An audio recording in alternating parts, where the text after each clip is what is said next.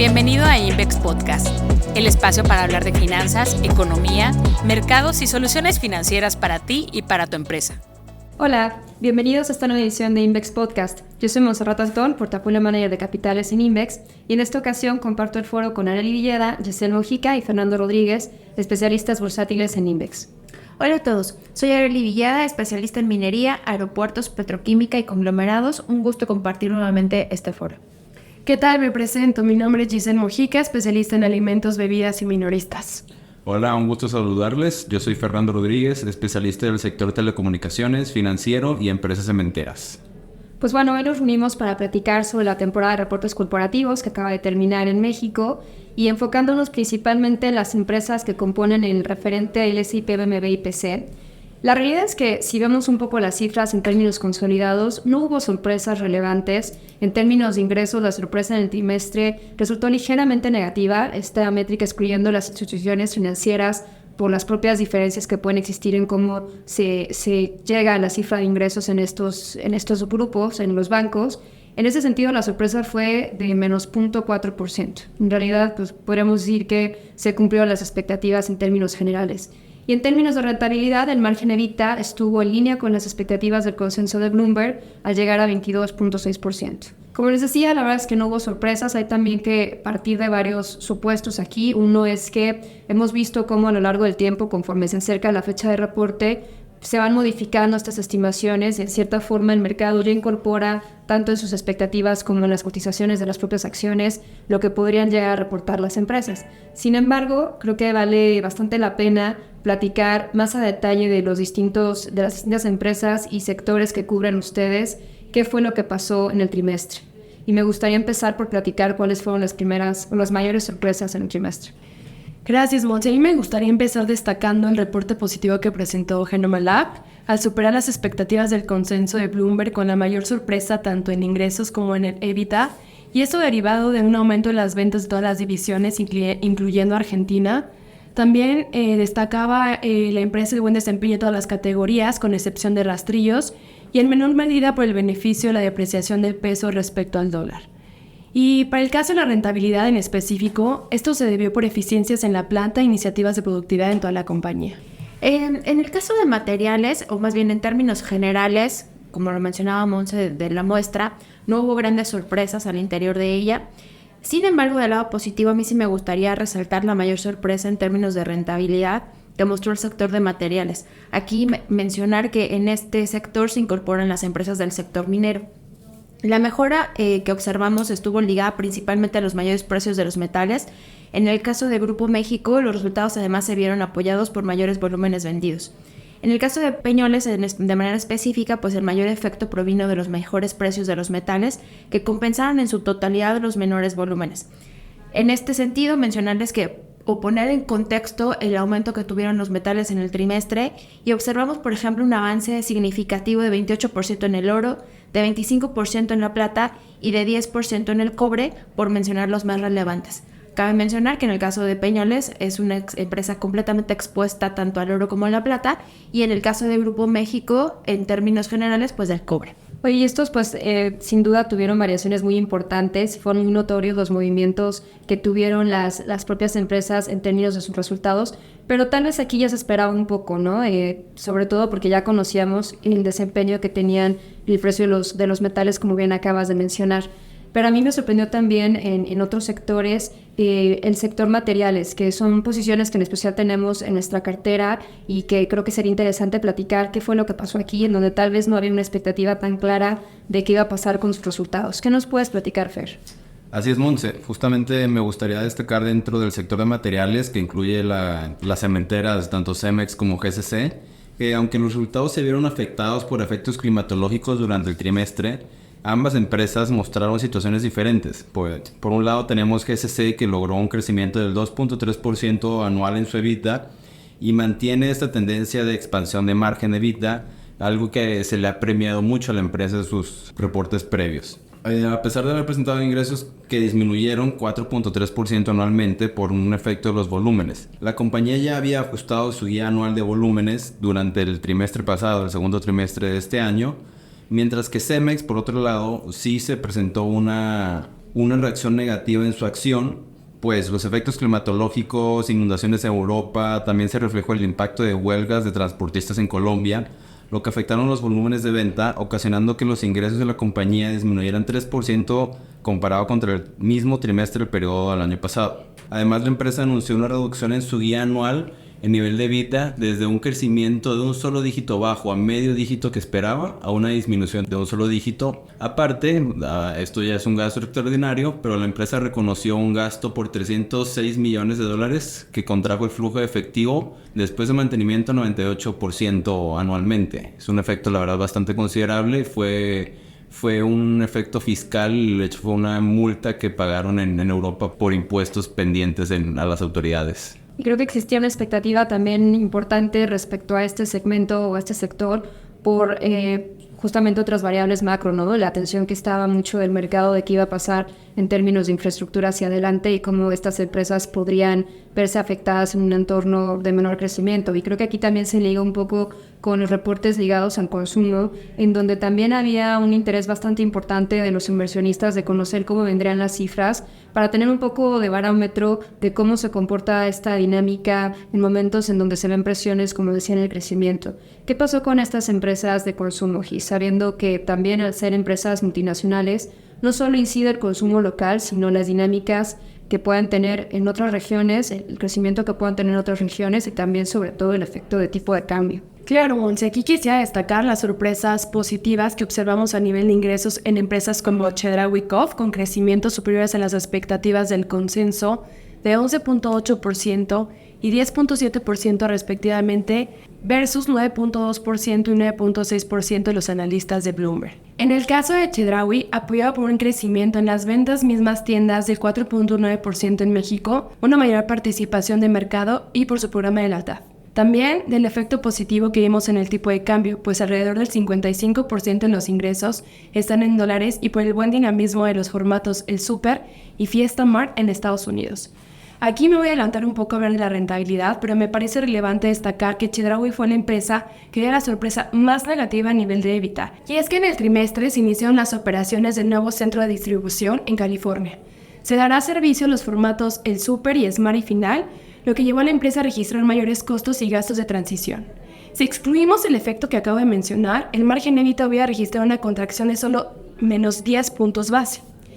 Por otro lado, en el caso de Coff, el crecimiento se deriva en las iniciativas de gestión de ingresos y efectos favorables de mezcla. En contraste, también me gustaría mencionar a aquellas empresas que no les fue pues nada bien y que presentaron ingresos inferiores a las expectativas de los analistas, como fue el caso de Cuervo, cuyas ventas crecieron 3.9% respecto a un estimado del 10.2% que traía el consenso de Bloomberg. Esto afectado principalmente por presiones en los volúmenes. Sin duda aquí vimos bastantes sorpresas que fueron negativas y que generaron también pues una reacción adversa en el mercado, pero creo que otro tema que también los inversionistas están muy atentos, no solamente en sus cifras o en las cifras que conocemos de las empresas, sino también en qué va a pasar en un marco regulatorio que se ha vuelto un poco complejo y donde pues los resultados podrían ser justamente un contrapeso a este riesgo y donde los inversionistas están viendo pues qué tanto se van a ver afectadas, qué tanto podrán protegerse ante un cambio en la regulación. Y aquí en el caso del sector aeroportuario, pues es interesante que incluso estos movimientos ya se dieron, estas remisiones a sus planes maestros de desarrollo, y aún así pues vemos al mercado todavía un poco operando en respuesta a la información que se da a conocer respecto a todo el tema regulatorio. ¿Qué nos puedes platicar aquí, Ale? Sí, en el caso, por ejemplo, de los grupos aeroportuarios, a nivel de margen EBITDA fue donde se registraron contracciones incorporando este impacto que mencionas, el impacto, por ejemplo, de los efectos de los cambios en las regulaciones, pero también de los menores volúmenes en el tráfico de pasajeros. Voy a hacer nada más una acotación aquí, específicamente afectados principalmente por lo que es la revisión anticipada de motores que enfrentan las aerolíneas en México. Hablemos de Volaris y de Viva Aerobús. En el caso específico de lo que mencionas del tema de los cambios regulatorios, hay que recordar que en 2023 se hizo un ajuste en los planes, o más bien en la regulación de los grupos aeroportuarios, y en específico la rentabilidad en 2024 lo que se observa es el aumento por los derechos de concesión. para dar un contexto, en este caso, por ejemplo, vimos contracciones en el caso de OMA de 410 puntos base. En el margen EBITDA ajustado, mencionarles que este margen EBITDA, lo que se le quita o se le elimina es el efecto de los ingresos por construcción. En el caso de Azul, fue una contracción de 130 puntos base y en el caso de GAP, una contracción de 50 puntos base. Lo que muestra que finalmente el grupo aeroportuario más afectado tanto por el tráfico de pasajeros o el efecto del tráfico de pasajeros como por el aumento en los derechos de concesión fue OMA. Pues finalmente es la empresa que tiene exposición 100% de sus operaciones a México. Y en el caso, por ejemplo, del sector industrial, de las cuales participan en los grupos aeroportuarios, también habría que destacar el caso de Alfa, que finalmente, si bien superó las expectativas del consenso a nivel consolidado, en este trimestre la empresa ya determinó publicar por primera vez las cifras contemplando las operaciones de Alpek como operaciones discontinuas. Esto a la espera de que finalmente ya se pueda materializar lo que es su estrategia para dejar de ser un conglomerado, con lo cual se llevaría a cabo la decisión finalmente de Alpek, que fue aprobada unos días antes de que se conociera el reporte, el 24 de octubre, pero que además que se espera que se materialice esta decisión hacia 2025. Y es justamente este tema, ¿no? Donde no solamente los reportes están incidiendo en las expectativas del mercado, sino que hay otras muchas noticias que están haciendo que los inversionistas estén muy atentos de lo que va a pasar. En el caso de Alfa, con esta promesa que tiene desde hace varios años de decisión y que finalmente parece que se está pues avanzando en este camino. Y regresando al tema regulatorio, que como decía, ha sido algo que ha incidido muchísimo en el sentimiento del mercado en este año y en donde sí llegó a verse pues un riesgo más importante por la posibilidad de un gravamen en las utilidades, es el sector financiero, ¿no? Y aquí el mercado pues está muy atento a qué va a pasar con eso y también pues la solidez que puedan tener los balances de los bancos en momentos en donde nuevamente se cuestiona la posibilidad de las perspectivas en el mercado de tasas de interés que tan rápido van a bajar en México. Y también por el riesgo que se ha visto un poco latente en temas de nearshoring y cómo incluso algunos bancos que se han beneficiado por la potencial mayor demanda de crédito ligado a esta tendencia, pues hoy se pone un poco en tela de juicio, ¿no? Y aquí, Fernando, ¿qué ha pasado con los bancos? ¿Cómo reportaron y un poco qué ves más al interior de las cifras? Sí, totalmente de acuerdo contigo, Monse. La verdad es que, como bien mencionas, ese latente riesgo de cambio de gravamen a utilidades sobre las instituciones financieras no ha dejado de existir y lo hemos visto en los comportamientos de las acciones. Pero bueno, regresando al punto de los resultados al tercer trimestre, la verdad es que de entre los sectores que presentó resultados por debajo de las expectativas de Bloomberg, las que como bien mencionaste al inicio de nuestra conversación, es que podrían estar influenciadas por cómo cada analista considere los tipos de ingresos en las instituciones y otros factores, es el sector financiero. La verdad es que ya las instituciones empiezan a sentir estos efectos de un ciclo de relajamiento de la política monetaria, en el que empiezan a verse afectados esos márgenes contra la historia reciente, cuando veníamos de tasas bastante elevadas y esto beneficiaba a los bancos. Pero bueno, dentro del sector financiero la verdad es que también tuvimos resultados positivos. Por un lado me gustaría destacar los resultados de Gentera, que siendo un banco que por su estructura de fondeo se beneficia en tanto a la tasa de referencia disminuye, es que la verdad a nivel consolidado Gentera reportó un margen financiero que incrementó 24% versus el mismo periodo del año pasado, con una cartera vigente que incrementó 24%. La verdad es que Gentera sigue mostrando crecimientos bastante positivos. Y bueno, estos resultados también se vieron incrementados por comisiones netas que aumentaron 55.4% contra el año pasado. Y esto también impulsó la utilidad neta de la institución, que aumentó 29.6% anualmente. La verdad es que sí, Gentera fue uno de esos casos donde el sector financiero fue bastante positivo. Y del otro lado tenemos el segundo banco más grande de México en cuanto a la cartera total, que es Jefe Norte. La verdad es que Jefe Norte empieza a ver los resultados de su estrategia para disminuir la sensibilidad de su balance a las tasas de referencia. Como hemos mencionado, esta disminución de las tasas de referencia puede afectar los márgenes, y es algo que Jefe Norte, la empresa, el management ha hecho desde finales de 2023. Ha disminuido la sensibilidad de su balance hasta llegar prácticamente a un nivel neutro actualmente, en el que Por cada 100 puntos base que disminuya la tasa de referencia, el efecto en utilidad neta sería de tan solo 36 millones de pesos. La verdad es que empieza a ver esos frutos. Y bueno, esto impulsó, los resultados netos que aumentaron un 7% año con año.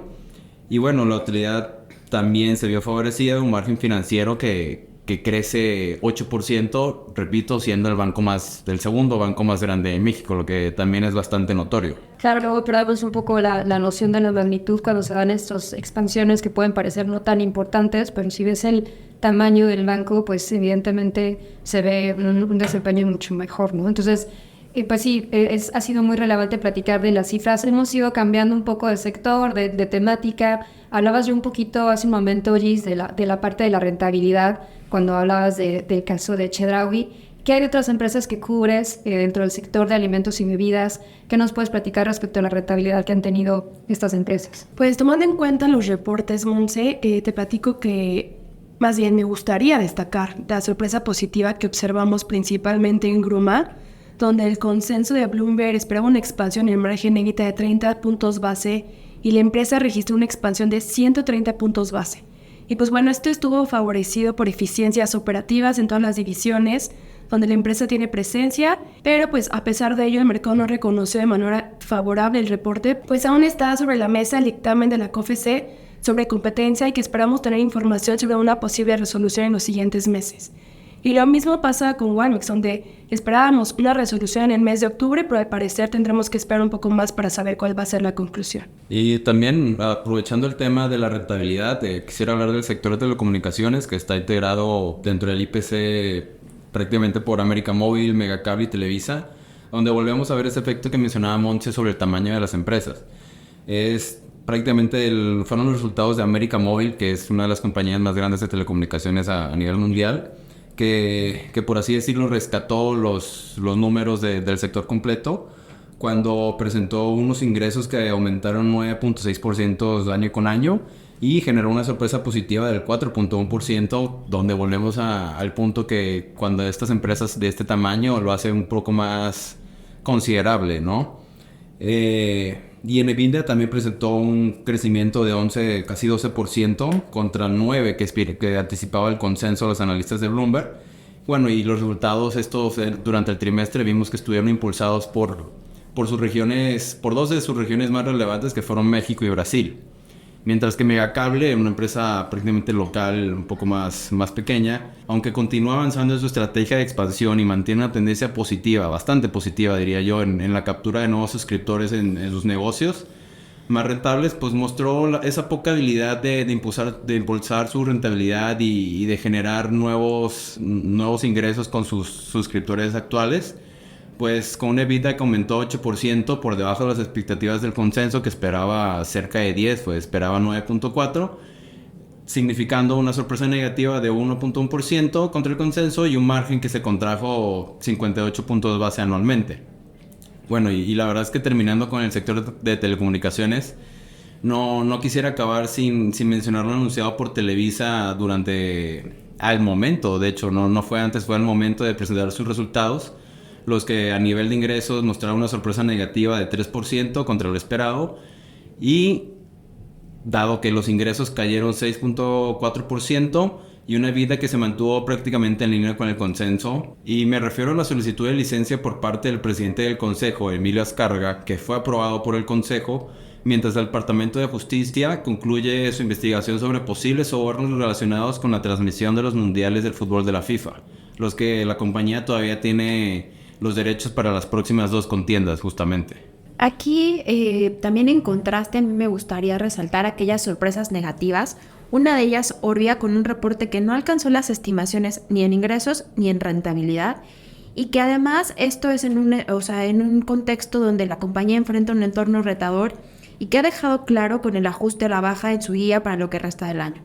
Además, la compañía también aprovechó para actualizar su estrategia de largo plazo, en la que la realidad es que no se observaron cambios significativos, pero sí la confirmación de un panorama con retos en el mediano plazo. Pues creo que hayamos tocado pues, la mayoría de las empresas o las más relevantes dentro del mercado mexicano, dentro del referente S&P, BMV, IPC, y ha sido bastante interesante conocer qué hubo al interior de los reportes. A veces el mercado solamente se fija en la variable de utilidad sin poner tanta atención en las demás dinámicas que hubo dentro del reporte, y es muy interesante platicar con ustedes y saber pues, los puntos más interesantes que vieron dentro de estos reportes. La realidad es que tampoco esto es necesariamente un barómetro del mercado o de lo que deberíamos esperar para las cotizaciones de estas empresas en bolsa.